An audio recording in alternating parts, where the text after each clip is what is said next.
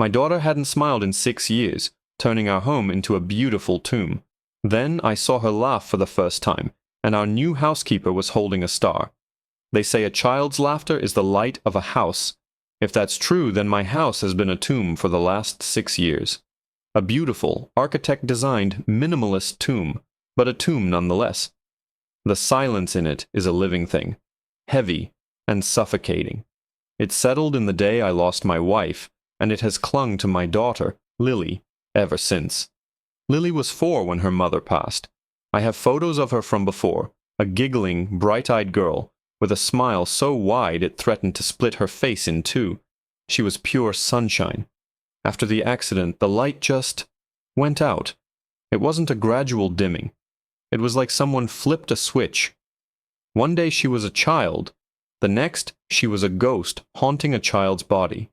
She never cried, never threw a tantrum, never laughed. And she never, ever smiled. Her face became a carefully blank canvas. Her eyes, the same deep blue as her mother's, held a placid emptiness that terrified me more than any amount of screaming would have. We went through all the stages. First, the well-meaning relatives telling me, she just needs time. Then came the therapists.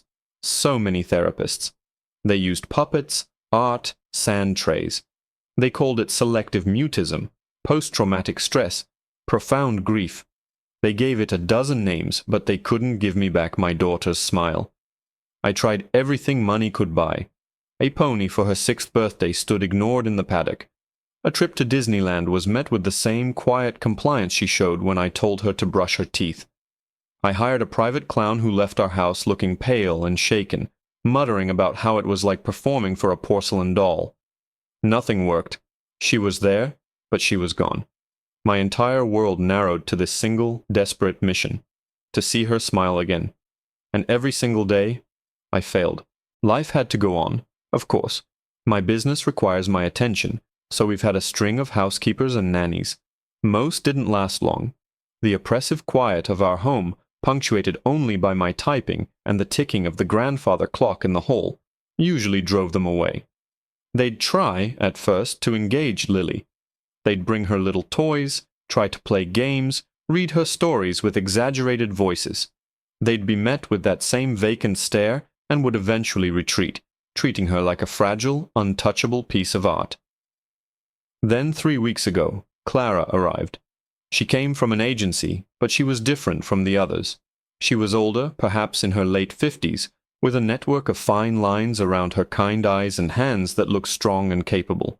Her references were impeccable, though they were from families in a different country, a place I'd only ever read about in books. There was a quietness to her that for the first time didn't feel like an intrusion.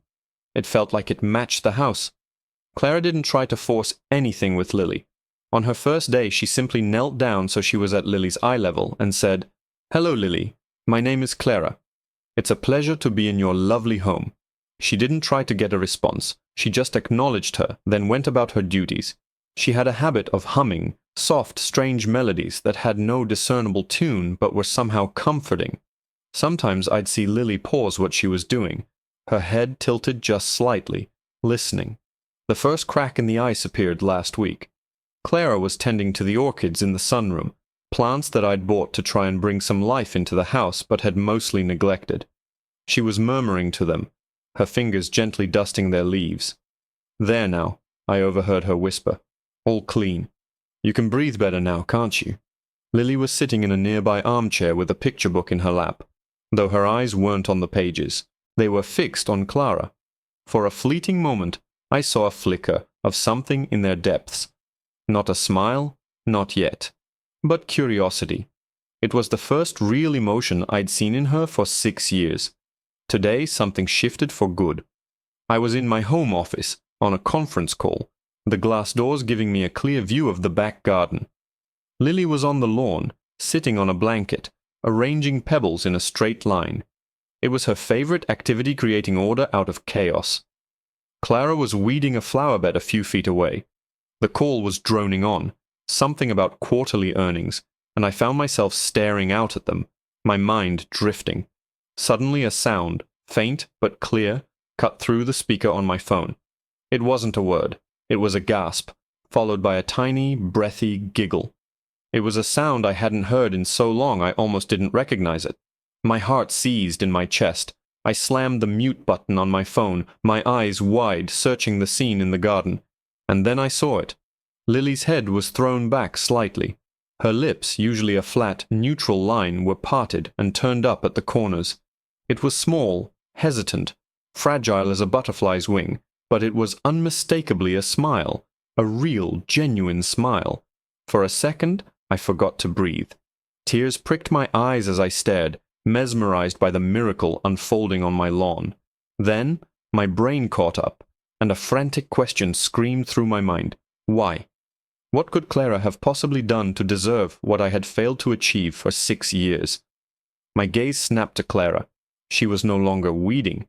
She was kneeling, her back to me, her attention entirely on Lily. Her hand was outstretched, palm up, just inches from my daughter's face. I squinted, trying to see what she was holding. A flower? A strange bug? But it wasn't either of those things. Resting in the center of her palm, pulsing with a soft internal luminescence, was a tiny, perfect sphere of golden light.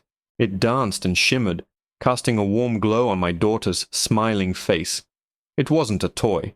It wasn't a trick of the light. It was real. My heart hammered against my ribs, a frantic drumbeat against the sudden, impossible silence. For the first time in 6 years, my daughter was smiling, and my new maid was holding a star in the palm of her hand. I must have made some sound, a strangled gasp or the scrape of my chair, because Clara's head turned.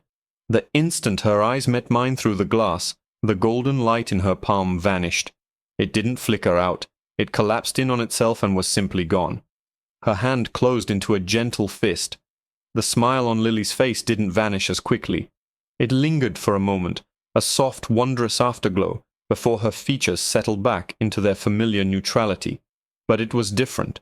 The blankness was gone. In its place was a look of quiet awe, her gaze still fixed on Clara's closed hand. I shot up from my desk, my heart a wild drum against my ribs. I fumbled with the latch on the French doors, my hands shaking, and burst out into the garden. The manicured lawn felt like alien territory. What was that? The words came out sharper, more accusatory than I intended. Clara rose to her feet with a fluid grace that seemed at odds with her age. She brushed the soil from her knees, her expression unreadable. The weeds are quite stubborn in this patch, Mr. Hayes, but they will clear. Not the weeds, I snapped, striding towards them. I stopped a few feet away, my voice dropping to a harsh whisper. Lily, she smiled. A small, sad smile touched Clara's own lips. Yes, for a moment. I looked at my daughter. She was watching us, her head tilted. There was no fear in her eyes, only a deep, unnerving curiosity. What did you do? I demanded, turning back to Clara. What was in your hand? I saw it. A light. Clara met my gaze directly. Her eyes were a deep, placid brown, like still water in a forest. There was nothing in my hand, sir. Perhaps the sun caught a piece of glass in the soil. She offered a plausible, mundane explanation that was so patently false it felt like an insult. It wasn't the sun, I insisted, my frustration mounting. It was glowing. Lily saw it. It made her smile. Clara looked over at Lily, and a silent communication seemed to pass between them. Lily's gaze dropped to the pebbles she had been arranging. Clara turned back to me. She is a special child, Mr. Hayes. She sees the world differently. Sometimes all it takes is a little unexpected beauty to remind us of joy. Her voice was calm, a gentle stream flowing over the jagged rocks of my panic. She was stonewalling me, and she was doing it so calmly, so reasonably, that I felt a dizzying sense of unreality. Was I going mad? Did I imagine it all? But I knew what I saw. And more importantly, I had seen Lily's smile. That was not my imagination. I let it go for the moment.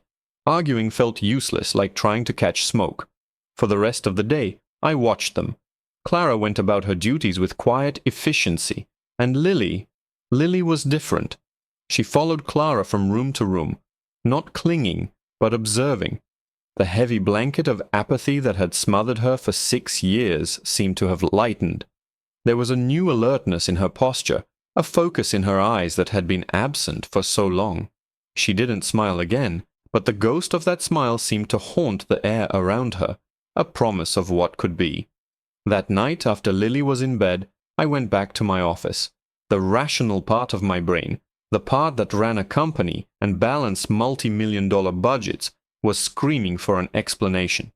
I pulled up Clara's file from the agency. Everything seemed in order. A clean background check, glowing references. It was the references that I focused on. They were all handwritten letters, scanned and attached to the file. They spoke of her kindness, her diligence, her special way with children. They were all from a single small village called Sarenfold. The letters were dated over a 20-year span, all from different families. The contact numbers provided were all disconnected. I typed Sarenfold into a search engine. Nothing. I tried variations, added the country she was supposedly from. Still nothing. I cross-referenced historical maps, digital archives, genealogical records. The town of Sarenfold did not exist. It had never existed. My blood ran cold. The file was a fabrication. The agency had been duped, or worse, they were in on it. This woman, this quiet, humming, gardening woman who had made my daughter smile, was a ghost. She had no verifiable past. My protective instincts warred with the memory of that smile. Who was she? What did she want? Was Lily in danger? Or was she somehow the only person who could save her? I had to know. I found her in the kitchen, wiping down the marble countertops. The house was dark and silent around us. She looked up as I entered, her expression calm, as if she'd been expecting me. "We need to talk," I said, my voice low and steady. I held up my tablet, the screen showing my fruitless search results. I looked for Sarenfold, the village your references are from. It's not real. It doesn't exist on any map. Clara stopped wiping the counter. She placed the cloth down neatly by the sink and turned to face me fully. The kindness in her eyes was still there, but it was now overlaid with a profound, ancient weariness. She didn't deny it. "You are correct," she said softly. "It is not on your maps." A shiver traced its way down my spine. "Then who are you?" I demanded, taking a step closer. "Where are you from? Why are you here?" She held my gaze, and for the first time I felt like I wasn't looking at a housekeeper, but at something else entirely. Something far older and stranger than I could possibly comprehend. "My reasons are my own," she said, her voice barely a whisper. "But my purpose here is singular." She paused, her eyes flickering towards the ceiling, towards the room where my daughter slept. "I didn't come for the job, Mr. Hayes. I came for Lily. Her mother sent me." The air in the kitchen turned to ice. The name hung between us, a sacred thing I rarely dared to speak aloud. "Her mother," I choked out, the words feeling like shards of glass in my throat. "My wife, Sarah, is gone. She died 6 years ago." The statement was a fact, the cornerstone upon which my bleak world had been built.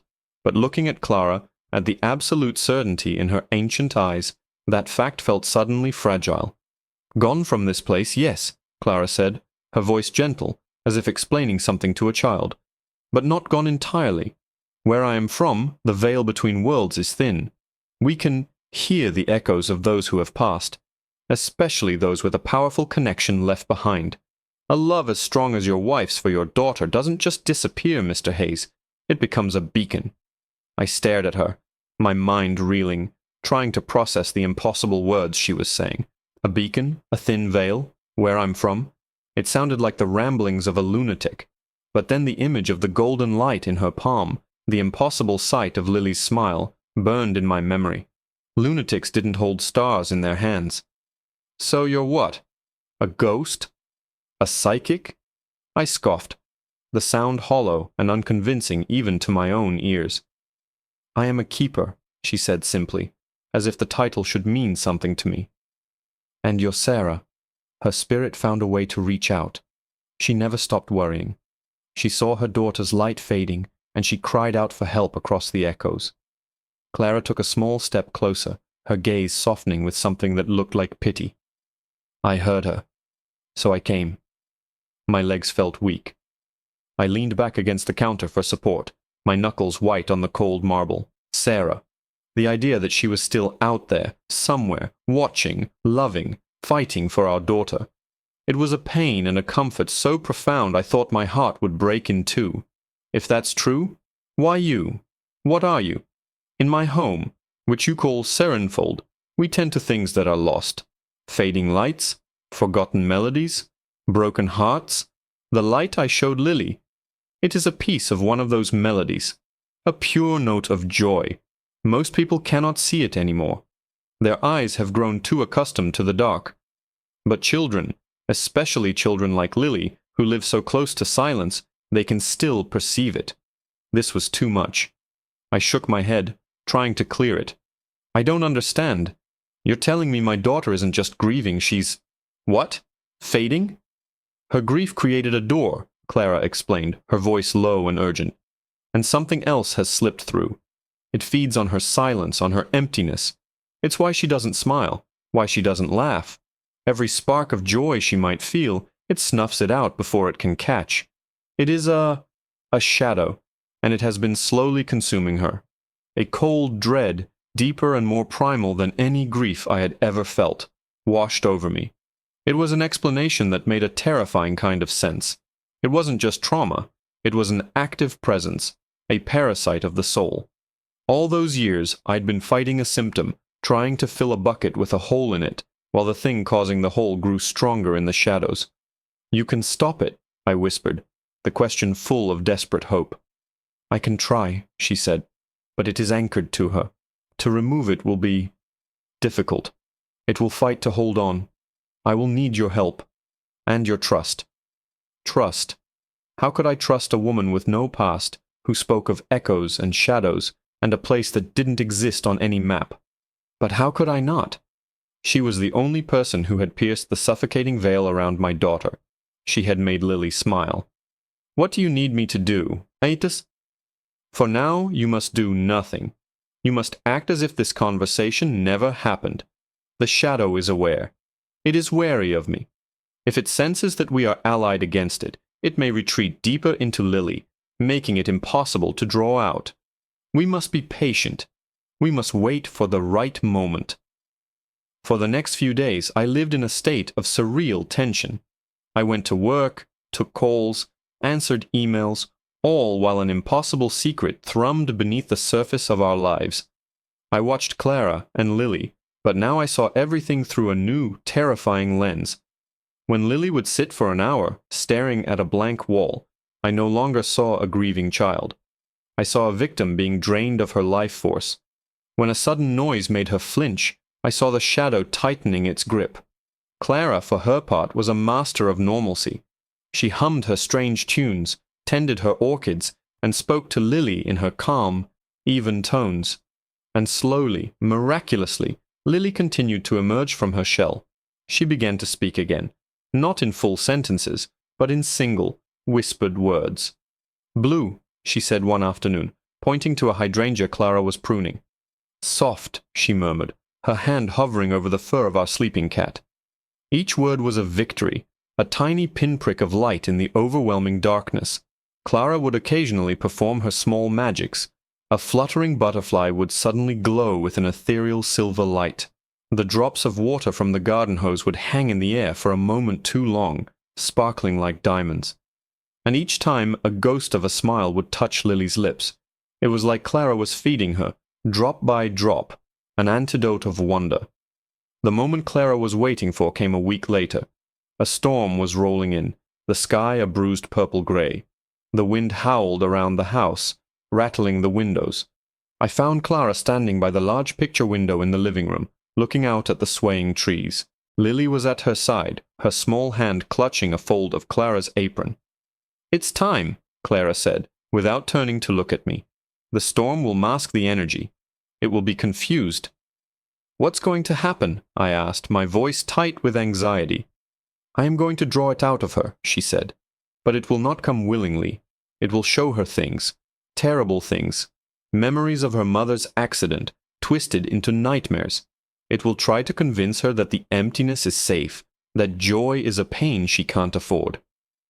Your job, she turned to me now, her eyes blazing with an intensity I'd never seen before, is to anchor her. You must remind her of the truth. No matter what she sees, no matter how she reacts, you must hold on to her and be her lighthouse in the storm. She led Lily to the center of the room and knelt before her. Lily, I'm going to show you something beautiful, but first we have to clear away some old dust. It might be a little scary, but your father will be right here. Lily looked at me, her big blue eyes questioning. I gave her what I hoped was a reassuring nod and knelt behind her, wrapping my arms gently around her small frame. Her body was tense. Clara placed her hands on either side of Lily's head. She closed her eyes and began to hum, a deep, resonant tone that seemed to make the very air vibrate. The lamps in the room flickered. Outside, a flash of lightning illuminated the darkening sky, followed by a deafening clap of thunder. At that exact moment, Lily's body went rigid in my arms. A low moan escaped her lips, a sound of pure terror. Her eyes, wide open, were staring at something I couldn't see. "No," she whimpered, tears streaming down her face for the first time in 6 years. "Mommy, the car, so much red." "I'm here, Lilybug," I choked out, holding her tighter. "It's not real, I'm right here." "Leave her," a voice hissed, and it took me a second to realize it had come from Lily's mouth, but it wasn't her voice. It was distorted, layered, like two voices speaking at once, one a child's, the other ancient and full of malice. A cold black mist, like smoke made of pure darkness, began to seep from Lily's skin, coalescing in the air in front of her. It swirled and writhed, and two malevolent pinprick eyes of burning red light ignited within it. It stared directly at Clara, and then it lunged. The shadow thing shot across the room, not like a physical creature, but like a spill of ink, silent and impossibly fast. It didn't aim for Clara's body. It lunged for her face, for her eyes. But Clara was ready. She didn't flinch. In the instant before the creature reached her, she threw her hands up, palms open. That same golden light I'd seen in the garden exploded from her hands, not as a gentle sphere, but as a blinding, radiant shield. The shadow slammed into the shield of light with a soundless concussion that made the windows bow inwards. A shriek of pure rage and agony, high-pitched and grating, tore through the room, emanating from the dark mist. It recoiled, writhing in the air like a wounded snake. The two red eyes burned with a furious hatred. "It's just a memory, Lily," I yelled, my voice cracking. My own heart was hammering with a primal fear, but I focused on my daughter, on the feel of her trembling body in my arms. "Your mommy loved you so much. She loved your smile." In my arms, Lily was convulsing. "No," she sobbed, her eyes screwed shut. "It hurts. Make it stop." The shadow pulsed, feeding on her fear, growing darker and more substantial. "It lies," Clara's voice rang out, powerful and clear above the howling wind outside. "Joy is not a poison, little one. It is your birthright." She took a step forward, the golden light in her hands coalescing, brightening, until it was painful to look at. "You have been starving for 6 years. It is time to feast." The shadow hissed and lunged again, but this time it was smarter. It split into dozens of smoky tendrils, whipping around the shield to strike at Clara from all sides. But I was beginning to understand. Clara wasn't the target. Lily was the battlefield. "Talk to her," Clara shouted at me, her face strained as she deflected the shadowy attacks. "She needs your voice. Bring her back." I buried my face in Lily's hair, breathing in the scent of her shampoo, trying to find the words. What could I say that a legion of therapists hadn't already tried? "I remember," I began, my voice thick with unshed tears. "I remember your mother teaching you to catch fireflies. We were in the garden, and she showed you how to cup your hands just so. She called them belly stars. You laughed so hard when one tickled your palm." A flicker. Lily's whimpering subsided for a second. The shadow faltered, its assault on Clara weakening. "Yes," Clara urged, pressing her advantage, forcing the shadow back with a wave of brilliant light. "More." My mind raced, grabbing for memories like a drowning man grasping for a rope. And your 5th birthday. The unicorn cake. You got pink frosting all over your nose, and your mother said you looked like a magical clown. She took a picture. It's still on my desk. You were so happy, Lilybug. So full of light. Light, Lily whispered, her voice barely audible. Yes, light, I cried, holding her tighter. You are full of light, just like she was. This thing, it's afraid of your light. That's why it hides you in the dark. But it's time to come out now. It's time to be bright again. Mommy would want you to be bright. The word mommy was the key, it was the incantation. Lily's eyes snapped open. They were no longer vacant or terrified. They were blazing with a fierce, childish defiance. The black mist that had been seeping from her stopped. Then, with a shudder that ran through her whole body, it began to retreat, pulling back from the air and retracting into her. No, Clara cried out in alarm. It's trying to hide inside her for good. Lily, don't let it, I pleaded. Push it out. But Lily wasn't listening to me. She was looking past the shadow, past Clara, her gaze fixed on something in the middle of the room. A soft silvery luminescence began to gather in the air, distinct from Clara's golden glow. It shimmered and coalesced, taking on a vaguely human form. I could feel a warmth spreading through the room, a feeling of absolute unconditional love. Sarah. It wasn't her, not really. Not in a way my mind could comprehend. It was the echo Clara had spoken of, the beacon of her love, drawn here by the conflict. A memory made manifest. The shadow recoiled from the silver light, as if it had been burned. It ripped itself free from Lily with a final agonized shriek, and tried to flee, a black streak heading for the darkest corner of the room. It never made it. Clara was there. With a final triumphant cry, she clapped her hands together. The golden light flared, forming a cage of shimmering energy around the shadow. It writhed and screamed, dissolving like smoke in a sunbeam, until, with a final pathetic hiss, it was gone. Silence descended. The storm outside seemed to hold its breath. The silvery light of Sarah's echo pulsed once, bathing the room in love, and then it too faded, leaving behind only a profound sense of peace. In my arms, Lily took a deep, shuddering breath. It was the first full, unrestricted breath I'd seen her take in 6 years. She turned her head and looked up at me. The emptiness was gone. The fog had lifted. Her blue eyes, her mother's eyes, were clear and bright and present. And then it happened. A slow, wondrous curve began to form on her lips. It spread across her face, crinkling the corners of her eyes. It was hesitant at first, like a muscle that hadn't been used in years. But then it broke free. A laugh, a real, bubbling, beautiful laugh, erupted from her chest. Tears streamed down my face as I laughed with her, a raw, broken sound of relief and gratitude. I held my daughter, my real daughter, and rocked her back and forth.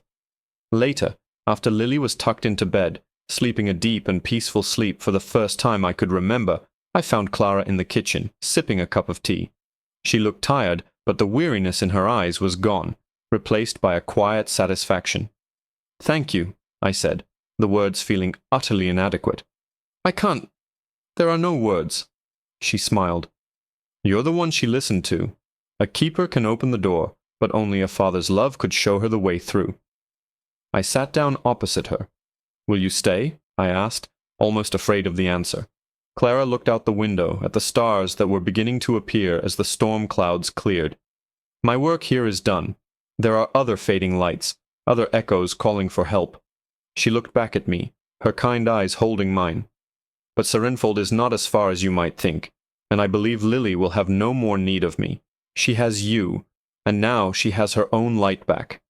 She left the next morning before the sun was up. There was no grand goodbye. She was just gone. On the kitchen counter was a single perfect orchid blossom, and next to it a small smooth stone that seemed to hum with a faint residual warmth. I walked into Lily's room. She was already awake, sitting up in bed, watching the sunrise paint the sky in shades of pink and orange. When she saw me, her face split into that brilliant, breathtaking smile. "Daddy," she said, her voice clear and strong.